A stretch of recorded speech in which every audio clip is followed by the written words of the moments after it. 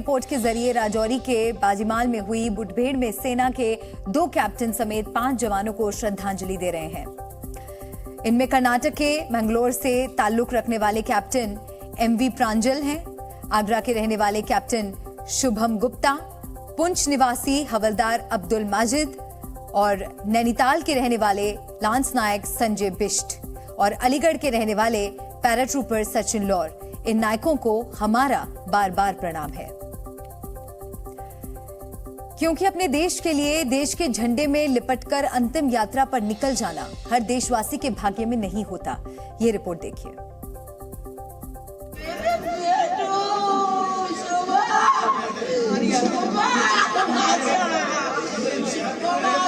न बस्ती न सहरा न बन चाहता हूँ, मरूं तो मैं खाके वतन चाहता हूँ, तिरंगे का अल्लाह कफन चाहता हूँ, जो सरहद पे मुझको शहादत मिले, जो सरहद पे मुझको शहादत मिले। मेरा बेटा शेर था, तिरंगा उड़ाना कफन के लिए,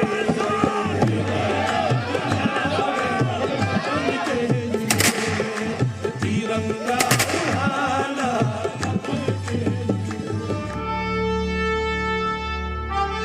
सेना की वर्दी पहनने के बाद से इन 5 सपूतों ने देश के लिए तिरंगे में ही लिपटने की कसम खाई थी और आज तिरंगे में लिपटे इन बहादुरों पर 140 करोड़ लोगों को गर्व है।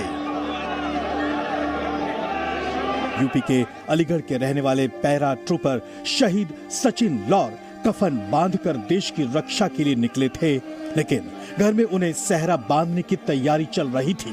किसी को अंदाजा नहीं था कि जिस घर में शहनाई बजने की तैयारी चल रही है वहां ऐसे मातम पसर जाएगा। शायद सचिन को इस अनहोनी का पहले से ही अंदेशा हो चुका था। उन्होंने 2 दिन पहले ही अपने दोस्त को फोन कर कहा था, तिरंगा लेकर आओ और घर पर लगा दो। तिरंगा मेरे घर पर लगवा दे। वो बोला तिरंगा ले ले। मैंने कि भाई मैं तो भूल गया कि ना तू तिरंगा लेके नहीं जाएगा। मैंने कि आज भाई दोस्त तेरा तिरंगा तेरे घर पहुंच जाएगा। शहीद सचिन की मां बेटे के जाने के गम में बदहवास हो चुकी है।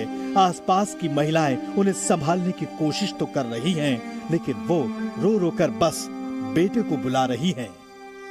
क्या डिमांड करूं सरकार से? कहाँ रहेगा बेटा? बेटा ही चाहिए, वो तो बनो। यूपी के आगरा के रहने वाले शहीद कैप्टन शुभम के घर तो जैसे दुखों का पहाड़ टूट पड़ा हो। बुरी तरह रोती बिलखती शहीद शुभम की मां की हालत कलेजे को चीर कर रख देंगे।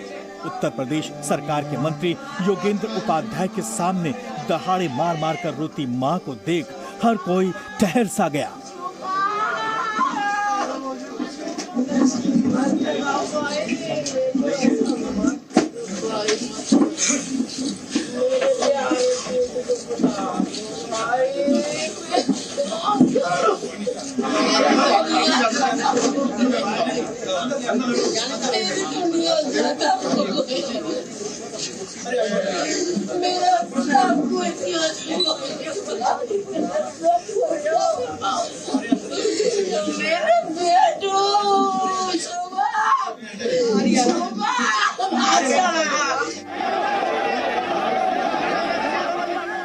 बीते 9 अक्टूबर को कैप्टन शुभम का जन्मदिन था।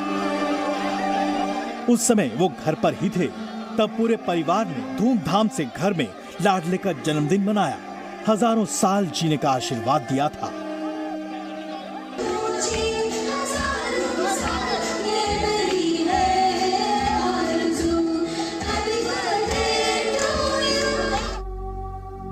शहीद शुभम के पिता के बुढ़ापे का सहारा भले ही आज उनके साथ नहीं, लेकिन बहादुर बेटे की शहादत उन्हें हिम्मत दे रही है।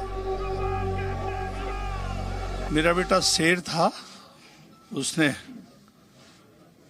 अपने कर्तव्य का पालन करते हुए सर्वोच्च बलिदान दिया है और ये मुझे पूरा भरोसा है कि ये सरकार की जो मंशा है उसके सर्वोच्च बलिदान को सरकार यूं ही नहीं जाने देगी।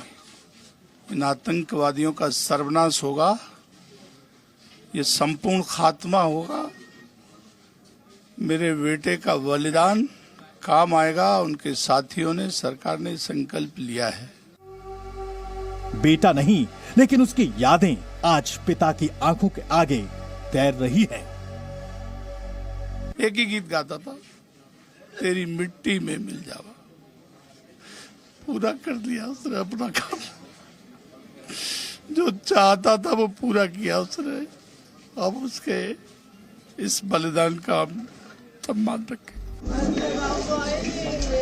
राजौरी में आतंकियों से लड़ाई में शहीद हुए कैप्टन शुभम का घर अब अधूरा है। वैसे ही उत्तराखंड के नैनीताल के शहीद लॉन्स नायक संजय बिष्ट के घर में सन्नाटा पसरा हुआ है।